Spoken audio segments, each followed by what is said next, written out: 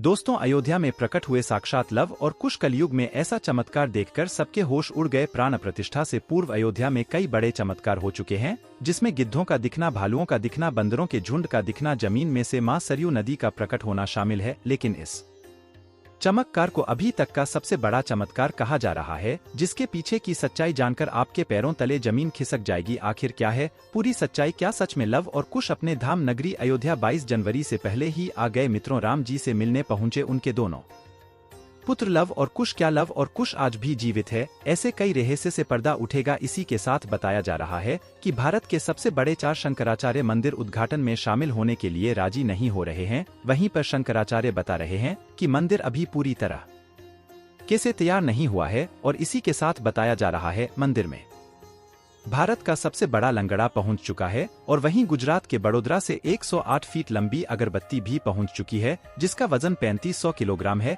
उसी के साथ राम भक्तों ने 21 क्विंटल का घंटा भी मंदिर में पहुंचा दिया है। वहीं मंदिर के यज्ञ के लिए राजस्थान से 650 किलो देसी गाय जीत भी मंदिर में पहुंच गया है। वहीं पर नेपाल के जनकपुर से अयोध्या के लिए एक साथ 500 से ज्यादा टोकरी में उभार बांधकर जनक प्रवासी अयोध्या ला रहे हैं। वहीं आपने देखा होगा राम भक्त अपने प्रभु श्री राम के लिए कोई सोने का तीर कमान भेजे रहा है, तो कोई खड़ा हूं तो कोई बस्तर भेज रहे हैं। आज की इसी वीडियो में शुरुआत करने से पहले अगर आप एक सच्चे सनातनी हिंदू हैं और राम मंदिर बनने से बेहद खुश हैं, तो इस वीडियो को लाइक करें और कमेंट बॉक्स में जय श्री राम जरूर लिखें। अयोध्या में राम मंदिर की प्राण प्रतिष्ठा की तैयारी जोर शोर से चल रही है। 22 जनवरी 2024 को राम लल्ला को गर्भगृह में स्थापित किया जाएगा। हर राम भक्त को इस दिन का लंबे समय से इंतजार था। अयोध्या में 22 जनवरी से लेकर 25 मार्च तक कई खास कार्यक्रमों का आयोजन किया जाएगा। इस बीच मंदिर के गर्भगृह के निर्माण का काम 24 घंटे चल रहा है। 22 जनवरी को राम मंदिर में राम लल्ला की प्राण प्रतिष्ठा होने वाली है। किसी भी मंदिर में की जाने वाली भगवान की मूर्ति की प्राण प्रतिष्ठा का बहुत महत्व होता है। मूर्ति की प्राण प्रतिष्ठा के बिना भगवान का पूजन अधूरा माना जाता। हमारे यहाँ है, आगे वीडियो में बताते हैं कि प्राण प्रतिष्ठा क्या होती है और जानेंगे लव कुश कैसे राम मंदिर में प्रकट हुए। सनातन धर्म में किसी भी मूर्ति की प्राण प्रतिष्ठा बहुत महत्वपूर्ण मानी जाती है। प्राण प्रतिष्ठा मूर्ति स्थापना के समय किया जाता है। किसी भी मूर्ति की स्थापना के समय उस प्रतिमा रूप को जीवित करने की विधि प्राण प्रतिष्ठा कहलाती है। प्राण शब्द का अर्थ जीवन शक्ति और प्रतिष्ठा का अर्थ स्थापना होता है। ऐसे में प्राण प्रतिष्ठा का अर्थ जीवन शक्ति की स्थापना करना या देवता को जीवन में लाना होता है। बिना प्राण प्रतिष्ठा के कोई भी मूर्ति पूजा के योग्य नहीं मानी जाती है। मान्यता है कि प्राण प्रतिष्ठा के जरिए मूर्ति में जीवन शक्ति का संचार होता है और वह मूर्ति देवता के रूप में बदल जाती है। अर्थात अब साक्षात प्रभु श्री राम अयोध्या राम मंदिर में निवास करने वाले हैं। और जब स्वयं प्रभु एक बार पुनः अयोध्या आ रहे हैं, तो उनके प्रिय बेटे व पुत्र लव कुश कैसे पीछे रह सकते हैं? क्योंकि जब प्रभु श्री राम जी ने जल समाधि के लिए गए, तब उन्होंने लव कुश को अयोध्या का राजपाट सौंप दिया था। वहीं बताया जा रहा है कि रावण का वध है विभीषण ने ही करवाया था। राम जी ने वध करके लंका पर विजय पाई थी और पुष्पक विमान के जरिए जब फिर से अयोध्या लौटे थे, तब प्रभु श्री राम के साथ विभीषण जी भी अयोध्या आए थे और कई दिनों तक अयोध्या में ही रुके थे। इसके बाद उन्होंने लंका का राज सिंहासन संभाला और लंका के राजा बन गए। यानी प्रभु श्री राम की भक्ति उनके लिए बहुत भाग्यशाली साबित हुई है, क्योंकि जो राम की शरण में आ जाता है उसका उद्धार निश्चित है। लेकिन क्या विभीषण आज भी जिंदा है? इसका जवाब आपको आगे की वीडियो देखकर पता चलेगा। गीता धर्मार्थ के अनुसार माना जाता है कि 8 महान विभूतियां आज भी सशरीर जीवित हैं, जिनमें से कुछ रामायण काल के हैं तो कुछ महाभारत काल के तथा कुछ विभूतियां उससे भी पहले के काल से आज तक जीवित हैं। पौराणिक मान्यता के अनुसार विभीषण, अश्वत्थामा, बलि, वेदव्यास, हनुमान जी, कृपाचार्य, भगवान परशुराम और मार्कंडेय ऋषि चिरंजीवी में शामिल हैं। चिरंजीवी का अर्थ होता है जो सृष्टि के अंत तक जीवित रहे और जिसकी उम्र भी न बढ़े, और विभीषण भी इन्हीं चिरंजीवी में से एक है जो आज भी इस धरती पर मौजूद है और अनंत काल तक जीवित रहेंगे। लेकिन यह वरदान आखिर उन्हें किसने दिया, यह बड़ा जानने का विषय है। भगवान राम के अनन्य भक्त विभीषण बाल्यकाल से ही धर्मपरायण रहे। वह अपने बड़े भाई रावण के धर्म विरुद्ध कार्यों का विरोध भी करते थे। उन्होंने लंका युद्ध में भी धर्म का पालन करते हुए भी भगवान राम का साथ दिया। इसलिए प्रभु श्री राम ने उन्हें सृष्टि के अंत तक अजर अमर रहने का वरदान दिया। जब कलयुग का अंत होगा, उस समय भगवान विष्णु एक बार फिर से अवतार लेंगे, जिसका नाम कल्कि होगा। तब ये 8 चिरंजीव भी भगवान कल्कि का साथ देंगे और फिर से सतयुग की स्थापना करेंगे। इसका मतलब यही निकलता है कि विभीषण आज भी जीवित है, लेकिन आखिर प्राण प्रतिष्ठा से पहले उन्हें राम मंदिर में उन्हें कब और कैसे देखा गया। आगे वीडियो में जो घटना हम आपको बताने वाले उसे सुनकर आपके होश उड़ जाएंगे। यह घटना 11 जनवरी रात्रि 12 बजे की रोज जाना कि तो यह सभी मजदूर राम मंदिर के गर्भगृह का कार्य करके अपने तंबू में विश्राम कर रहे थे। तभी मजदूरों को मंदिर के अंदर से प्रभु श्री राम के नाम जाप की ध्वनि सुनाई दी। अभी किसी भी अन्य व्यक्ति को रात्रि के समय राम मंदिर में घुसने की अभी अनुमति नहीं है। तब उन्हें ऐसा लगा कि शायद किसी आसपास के मंदिर द्वारा उन्हें ध्वनि सुनाई दे रही होगी, तो सभी मजदूर रात्रि में वापस सो गए। लेकिन सुभाष नाम के एक मजदूर को लगातार यह बात खटक रही थी। उसे वह आवाज राम मंदिर से ही आती प्रतीत हो रही थी, तो उसके मन में जानने की उत्सुकता हुई। आखिर इतनी रात्रि को राम मंदिर के अंदर राम नाम का जाप कौन कर रहा है। उसने अपने साथियों को उठाना चाहा, लेकिन सभी गहरी नींद में थे। तब सुभाष अकेले ही राम मंदिर परिसर में पहुंचा। वे काफी महीनों से राम मंदिर के निर्माण कार्य का हिस्सा था। उसे राम मंदिर का एक कोना तरह से पता था। जब उसने राम मंदिर के गर्भगृह में झांककर देखा तो वहां पर एक बहुत ही दिव्य पुरुष, जिनके अंदर से काफी तेज प्रकट हो रहा था। वे अपने हाथों में माला लिए राम नाम का जाप कर रहे थे। ऐसा लग रहा था मानो वे काफी दिव्य पुरुष हो और किसी पौराणिक समय से आए हैं। उनके बैठने का और उनका अंदाज राजाओं की तरह मालूम पड़ रहा था। सुभाष यह नजारा देखकर दंग रह गया। इसके बाद सुरेश अपने साथी मजदूरों के पास गया और उन्हें यह सारी सच्चाई बताई। और जब सब मिलकर राम मंदिर गर्भगृह तक पहुंचे तो सभी के होश उड़ गए, क्योंकि वह दिव्य व्यक्ति वह वहां से गायब हो चुके थे। क्योंकि रात्रि का समय चल रहा था तो सभी लोग सुभाष की बातों को भ्रम समझ रहे थे और कोई भी उसकी बात को मानने को तैयार नहीं था। लेकिन सुभाष जानता था उसने जो देखा है वह बहुत बड़ा चमत्कार है। लेकिन उसके मन में एक ही सवाल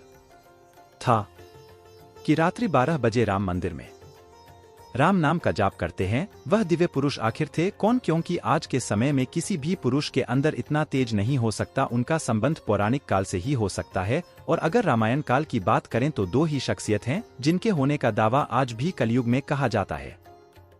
पहले हैं हनुमान जी और दूसरे है विभीषण। तो पूरी संभावना यही है कि सुभाष ने राम मंदिर में रात्रि के समय जिस महापुरुष को देखा था वह राजा भी भीषण हो सकते हैं, क्योंकि वह आज भी धरती पर जीवित है और 8 चिरंजीव भी में से एक है। ऐसे देवी मौत के पर राम मंदिर में कई चमत्कार लगातार हो रहे हैं, जहां कहीं दिव्य शक्तियां भी राम भगवान के स्वागत के लिए अयोध्या आ पहुंची हैं। राम मंदिर के उद्घाटन की तैयारी अब अंतिम चरण में है। इस बीच एक ओर जहां श्री राम जन्मभूमि तीर्थ क्षेत्र ट्रस्ट लगातार तैयारी की जानकारी साझा कर रहा है, वहीं राम मंदिर के इस महायज्ञ में देश का हर राम भक्त अपनी आहुति अर्पित कर रहा है। आने वाली 22 तारीख के मौके पर कई संत महात्मा और जिन भक्तों ने राम मंदिर के लिए संघर्ष किया वो सभी अयोध्या पहुंचेंगे। न केवल 22 जनवरी को बल्कि 12 जनवरी से ही मेहमानों का दिया जाने का सिलसिला शुरू हो जाएगा। रामनगरी में 11,000 से ज्यादा वीआईपी मेहमानों के स्वागत की तैयारी की जा रही है। एक समय था जब यही अयोध्या में राम लला टेंट में विराजमान थे। आज पक्का घर सिर्फ राम लला को ही नहीं बल्कि पक्का घर देश के 4 करोड़ गरीबों को भी मिल।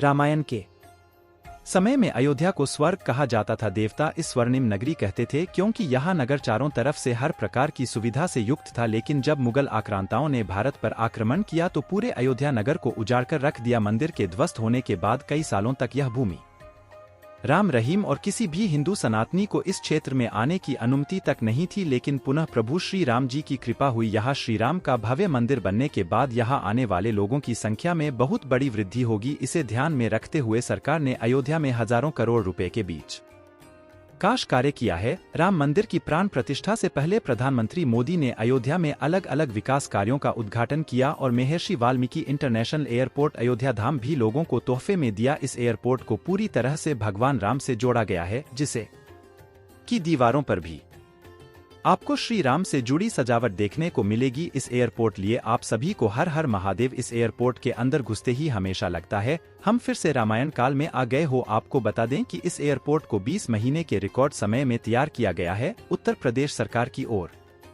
से अयोध्या एयरपोर्ट के लिए 821 एकड़ भूमि मुहैया कराई गई थी। 14 साल का वनवास पूरा करके और रावण का वध करके जब भगवान श्री राम पुनः अयोध्या पहुंचे थे तो अयोध्या के घर घर में दिवाली मनाई गई थी। हर घर में दीपक प्रज्वलित किए गए थे। तो जब अब पुनः प्रभु श्री राम अपने धाम को लौटने वाले हैं तो हम 140 करोड़ देशवासी आखिर कैसे पीछे रह सकते हैं। अयोध्या में विवादित स्थल पर 500 साल बाद प्रभु श्री राम के मंदिर निर्माण और श्री राम लल्ला की स्थापना के जश्न में 22 जनवरी को सिर्फ देश ही नहीं बल्कि पूरी दुनिया देवा की रोशनी से जगमग होगी अयोध्या से पीएम मोदी ने देश के सभी 140 करोड़ लोगों से 22 जनवरी के दिन अपने घरों को श्रीराम ज्योति नामक दीपक की रोशनी से अपने घरों को जगमग करने का आह्वान किया है। प्रधानमंत्री ने लोगों से हाथ जोड़कर यह प्रार्थना की है कि सभी देश वासी प्रो श्री राम लल्ला की अयोध्या वापसी के जश्न में अपने अपने घरों को दिए से जगमग कर दें। यानी पूरे देश में इस बार 22 जनवरी को ऊर्जा, आशा, आकांक्षा और उम्मीद जोश से भरपूर एक नई दिवाली देखने को मिलेगी। यह दिवाली सिर्फ देश ही नहीं बल्कि दुनिया के उन तमाम देशों में भी मनाई जाएगी जहां भारतीय लोग बसे हैं। इसी बीच अब राम मंदिर प्राण प्रतिष्ठा से पहले राम लल्ला के भक्तों के लिए एक और बड़ी खुशखबरी है। दरअसल अब राम लल्ला के गर्भगृह का मुख्य द्वार सोने से बनाया गया है, जो मंदिर के मुख्य द्वार के तौर पर स्थापित कर दिया गया है। राम मंदिर में सोने के दरवाजे की कुछ खास यह भी है। बता दें कि राम लल्ला के गर्भगृह में लगाए गए सोने के दरवाजे पर खूबसूरत नक्काशी की गई है। मंदिर के भूतल पर ऐसे 14 दरवाजे लगने वाले हैं। लेकिन दोस्तों, जब हम राम मंदिर को बनता हुआ देखते हैं तो हमें बड़ा गर्व होता है कि राम मंदिर को अपनी आंखों से बनता हुआ देख रहे हैं। हमें उस स्थान पर राम मंदिर के अंदर जाने का मौका भी मिलने वाला है। लेकिन एक समय ऐसा भी था जब यहाँ पर हजारों कारसेवकों ने इस मंदिर के निर्माण के लिए अपने प्राणों का बलिदान दे दिया था। 1528 ईस्वी में शरीर मंदिर को बाबर के आदेश से उसके सेनापति मीर बाकी ने गिराकर वहां एक मस्जिद बना दी। इसके बाद से हिंदू समाज एक दिन भी चुप नहीं बैठा, वह लगातार इस स्थान को पाने के लिए संघर्ष करता रहा। 23 दिसंबर 1939 को हिंदुओं ने वहां राम लल्ला की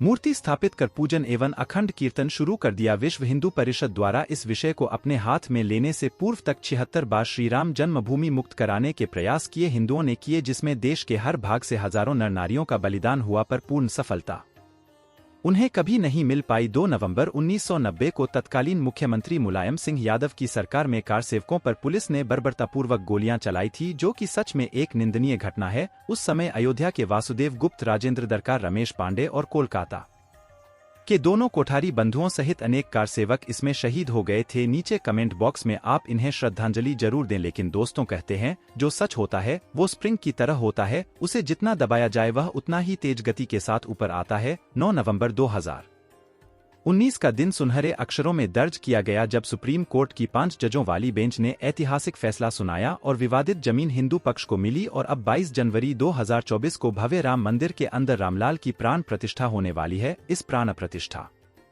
के भव्य समारोह में देश विदेश की 11,000 हस्तियों का आमंत्रण दिया गया है। लेकिन दोस्तों, कुछ राजनीतिक दलों ने राम मंदिर के इस भव्य समारोह में आने का न्योता ठुकरा दिया है। इसके संदर्भ में देशवासियों का कहना है कि दुनिया में देवता और राक्षस दोनों प्रकार के लोग रहते हैं। देवता मंदिर में प्रवेश कर सकते हैं, लेकिन राक्षस मंदिर के अंदर नहीं जाते। जो राजनीतिक दल मंदिर की प्राण प्रतिष्ठा में आने से मना कर रहे हैं, इन्हें राक्षसों के साथ जोड़कर देखना गलत नहीं होगा। जल्द ही राम मंदिर आम जनता के लिए भी खोल दिया जाएगा। राम मंदिर की भव्यता, लोगों के मन में राम मंदिर को लेकर के उत्साह और साथ ही साथ अयोध्या शहर का विस्तार उन सभी बलिदानों की आत्मा को शांति प्रदान करेगा और देश की प्रगति में भी जरूर सहयोग करेगा। हम दोस्तों आशा करते हैं कि वीडियो अच्छी लगी होगी। अगर अच्छी लगी होगी तो चैनल को सब्सक्राइब कर और कमेंट जय श्री राम जरूर लिखें। धन्यवाद।